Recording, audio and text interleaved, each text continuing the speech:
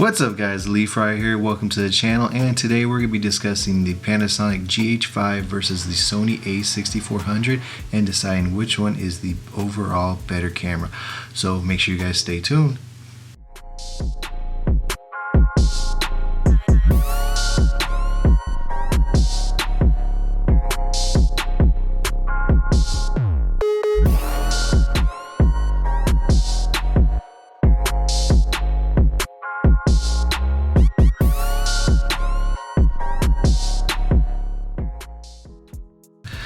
Alright guys, welcome back. So if you guys are new to my channel, the kind of things you guys will see here is tips, tricks, reviews, and tutorials for the budget filmmaker / content creator. So if that's something you guys are interested in, consider subscribing right now.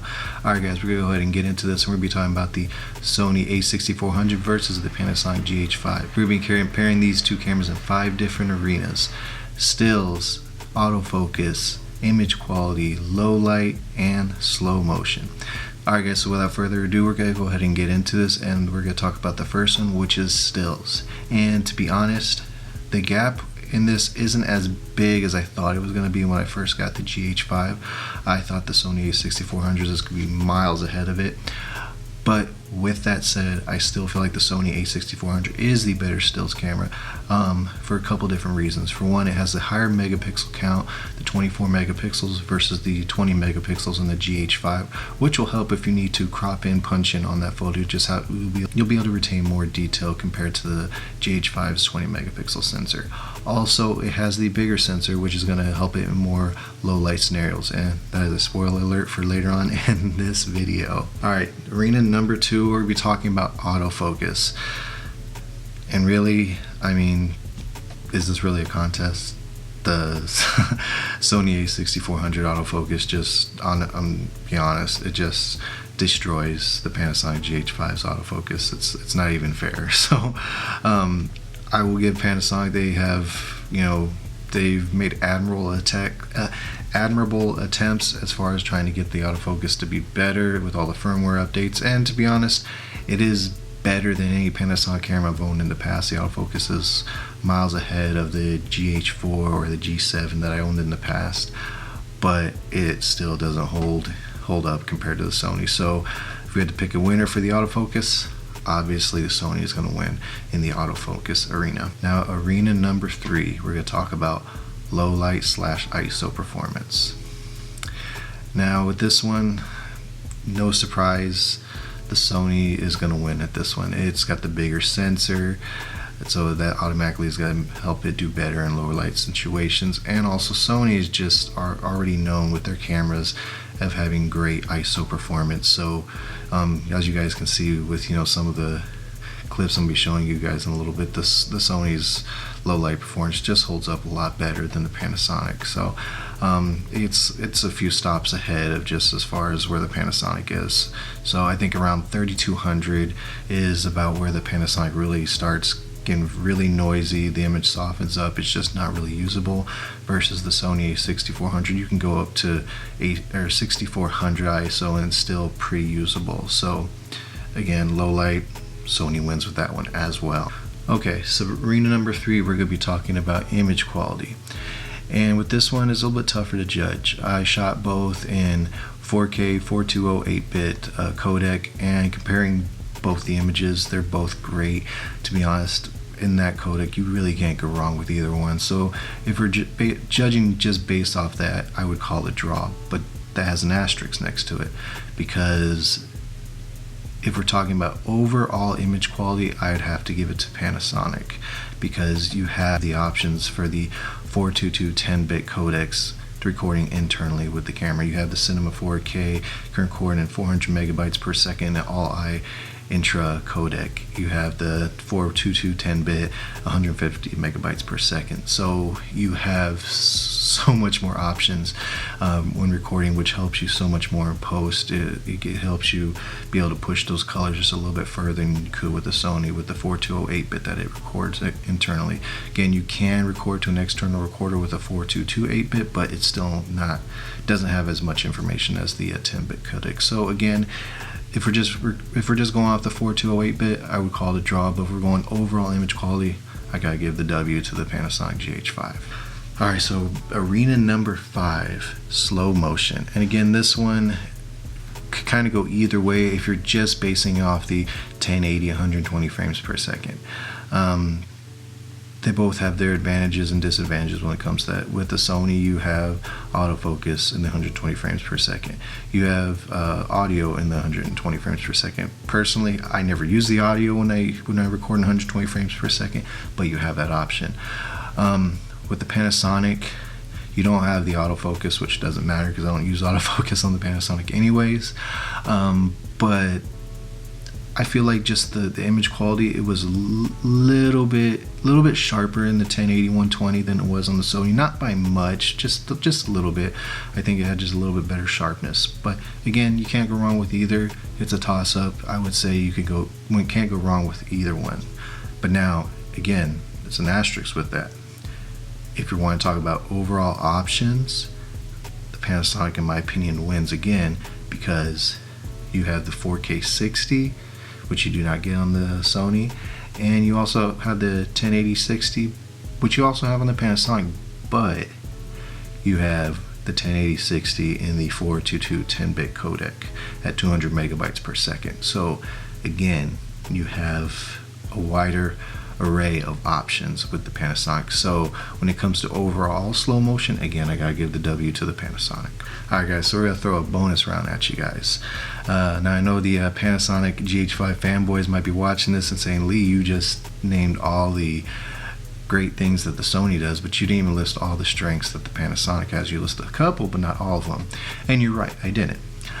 Because I didn't talk about IBIS, I didn't talk about battery life, I didn't talk about customization. And those 3 areas, the Panasonic, in my opinion, wipes the floor with the Sony. The IBIS is amazing. It's arguably the best IBIS in the game right now.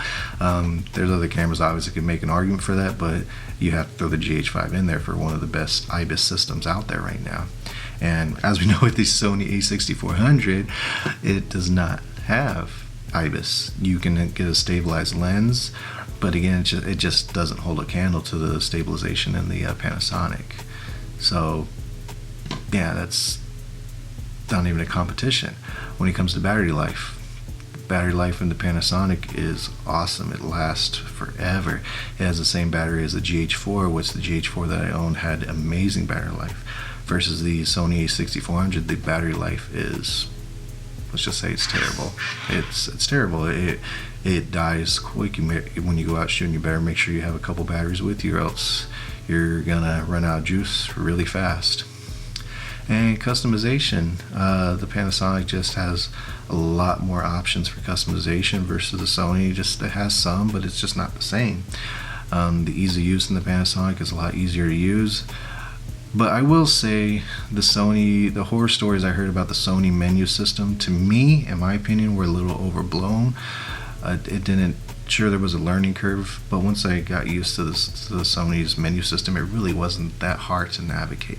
But again, the ease of use with the Panasonic and the customization with the Panasonic is just still better than the Sony a6400. Alright, so we're going to wrap this up, and I'm going to say, who are these cameras for? I'm going to break it up in 3 areas.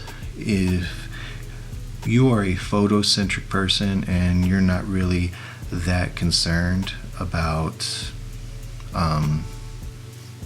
video, and it's just kind of an afterthought to you, you might use it here and there, I would go with the Sony a6400. It's got better image quality. I think the Panasonic did an admirable job, and it takes good stills. Not great stills, but it takes good stills. But I still think the Sony just is a lot better stills camera. If that's what your focus is in, I would recommend going with the Sony a6400. Now, if you're someone that is a online content creator, whether it's YouTube, Instagram, Twitter, whatever, TikTok, I don't know, whatever your platform of your choice is, I think both of these cameras are great for that. They each have their shortcomings, but as far as turn the camera on, hit and record, you're going to get great image quality. You're not going to be disappointed with either of these cameras. If it's just I need to turn on the camera, hit record, I'm not worried about color grading too much, the standard profiles in both of them will, in my opinion, make you happy. You just have to figure out which color science you like more, which I like both of the color sciences, and really that is something that is so subjective. So really, when it comes to creating content and putting it out there, they're both great for that. Again, you just have to pick what color science you would like the best.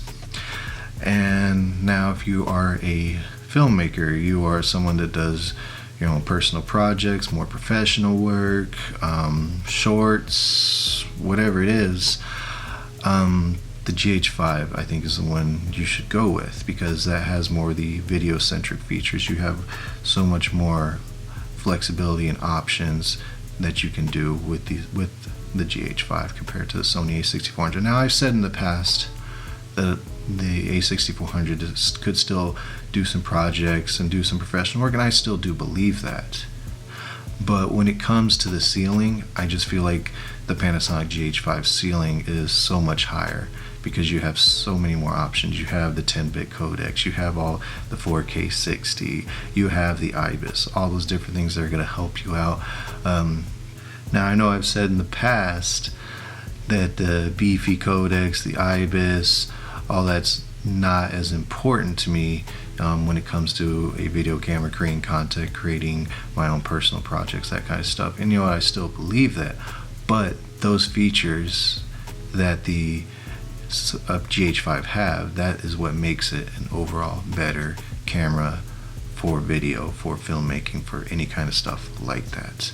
Again, the a6400 I feel like is still a great camera and it can produce amazing content. But like I said earlier, I just feel like the ceiling for the GH5 is just a little bit higher. Alright guys, so that is my spiel on both of these cameras. I hope you guys enjoyed it. Hope you guys liked it. What's your guys' opinion? Which one do you like better? Which one do you think's the better camera? I think it just kind of depends on what you're looking for, what you need it for. So I hope if you're contemplating these two cameras, I hope this kind of helps clear things up and gives you an idea of which direction you may or may not want to go in. Alright, anyways guys, I'm going to wrap this thing up. I hope, again, like I said earlier, I hope you guys enjoyed it. If you're not subscribed, please hit that subscribe button. If there's anything you guys want to see, again, leave me a comment, let me know. Hit that like button, again, hit that subscribe button, and we will see you guys at the next video. You guys have a good one.